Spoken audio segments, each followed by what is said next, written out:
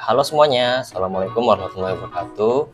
Perkenalkan, nama saya Muhammad Husnul Kasirun Awal. Saya dari Fakultas Psikologi Unpad Samarinda, dan saya adalah angkatan 23. Hari ini saya akan menjelaskan tentang teknik modifikasi perilaku token ekonomi. Berikut pengertian token ekonomi. Sebagaimana yang dikemukakan oleh Rohmania dan kawan-kawan, bahwa token ekonomi merupakan suatu wujud modifikasi perilaku yang dirancang untuk meningkatkan perilaku yang diinginkan dan mengurangi perilaku yang tidak diinginkan. Dengan pemakaian token, individu menerima token dengan cepat setelah mempertunjukkan perilaku yang diinginkan.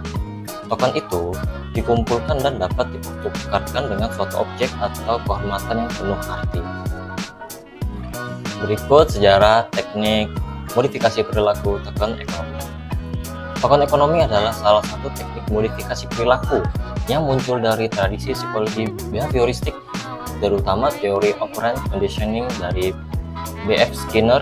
Dan teori ini, Skinner menyatakan bahwa perilaku manusia dapat dibentuk dan diperkuat melalui penguatan reinforcement, yaitu konsekuensi yang menyenangkan setelah suatu perilaku ditampilkan agar perilaku ini lebih mungkin diulang di masa depan atau masa yang akan datang. Berikut adalah teori-teori utama yang mendasari token ekonomi.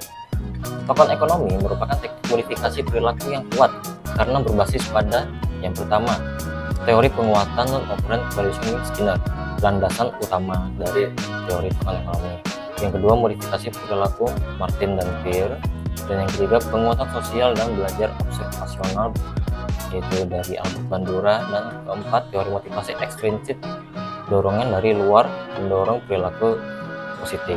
Semua teori ini menyatakan bahwa penguatan yang diberikan secara tepat waktu dan konsisten akan membentuk perilaku baru atau meningkatkan perilaku yang diharapkan.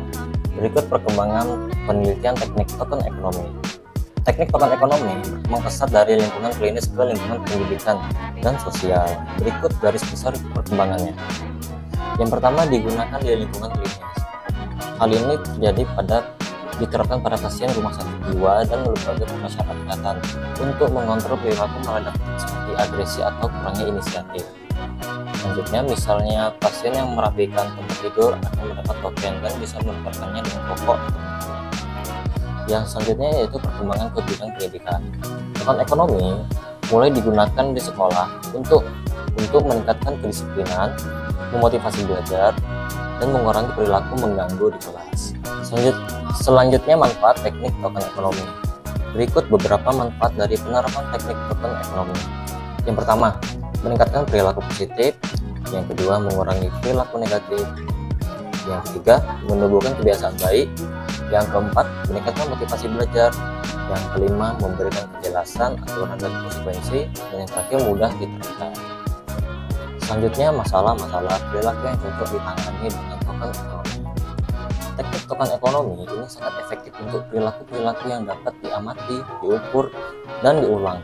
Contohnya seperti yang pertama, perilaku tidak disiplin, seperti terlambat datang ke kelas, tidak mengerjakan tugas, dan sering meninggalkan tempat duduk.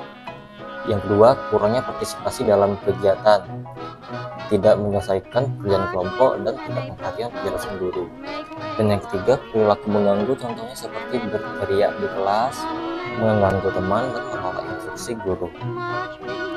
Dan yang keempat adalah masalah sosial dan kemandirian, contohnya seperti tidak mau giliran, tidak meminta izin ketika keluar kelas, dan tidak bertanggung jawab atas barang milik sendiri.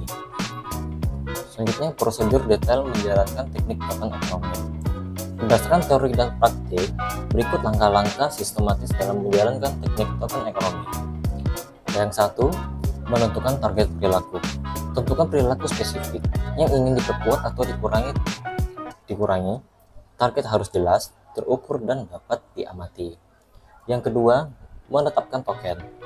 Pilih bentuk token yang mudah dan menarik bagi anak. Contohnya seperti cap tangan.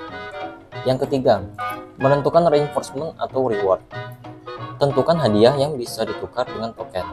Hadiah tersebut harus bermakna dan disukai siswa sesuai usia dan konteks. Contohnya seperti pensil baru, makanan ringan, atau waktu bermain tambahan. Yang keempat, menetapkan aturan penukaran. Tentukan berapa banyak token yang ditukar untuk tiap hadiah. Contohnya seperti pensil baru, 5 cap tangan, makanan ringan, 10 cap tangan, dan lain-lainnya. Yang kelima, memberikan token secara konsisten.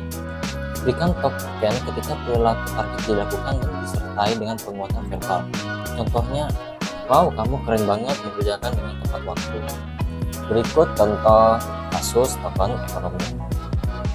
Di sini ada masalah Riko, seorang anak Riko yang sering tidak mengumpulkan tugas, tidak fokus di kelas, dan sering jalan-jalan saat pelajaran.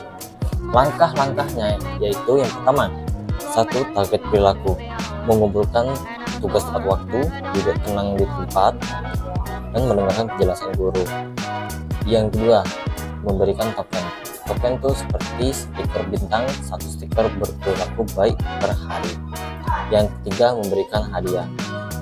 Setiap stiker yang dikumpulkan bisa ditukarkan hadiah. Contohnya 5 stiker akan mendapatkan 1 pensil baru, 10 stiker bisa memilih tempat duduk, dan 15 stiker bermain game edukatif bersama guru. Dan 4, penukaran. Penukarannya yang itu setiap hari Jumat.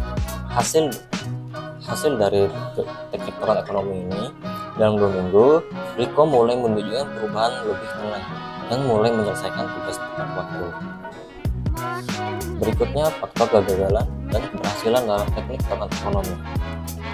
Yang pertama, faktor kegagalan. Berikut faktor kegagalan dari token ekonomi. Yang pertama, token tidak menarik atau terlalu umum. Anak tidak termotivasi jika token atau hadiah tidak bernilai bagi mereka. Yang kedua, pemberian token tidak konsisten. Jika token diberikan tidak teratur atau terlambat, anak akan bingung. Yang ketiga, target perilaku tidak spesifik. Perilaku seperti jadilah anak baik terlalu abstrak dan sulit diukur. Yang keempat, terlalu banyak target sekaligus. Anak menjadi bingung atau kewalahan. Yang kelima, hadiah terlalu lama atau sulit dicapai. Anak kehilangan motivasi jika penukaran hadiah itu lama. Selanjutnya, kurangnya evaluasi berkala. Sistem harus ditinjau dan diperbaiki sesuai respon siswa. Selanjutnya, kita akan lanjut di faktor keberhasilan. Berikut faktor-faktor keberhasilan dari teknik token ekonomi. Yang pertama, kejelasan target perilaku. Siswa tahu perilaku apa yang diharapkan. Yang kedua, penguatan yang bermakna. Hadiah harus menarik bagi siswa. Yang ketiga, konsistensi pemberian token. Token harus diberikan segera dan konsisten setelah perilaku muncul. Yang keempat, partisipasi siswa. Jika siswa diajak menyusun aturan dan hadiah, mereka lebih termotivasi. Dan terakhir, dukungan guru atau orang tua. Sistem ini butuh keterlibatan aktif dari lingkungan sekitar anak. Cukup sekian dari penjelasan saya dari teknik modifikasi perilaku token ekonomi. Mohon maaf apabila ada kekurangan dan kesalahan kata. Saya akhiri. Wassalamualaikum warahmatullahi wabarakatuh.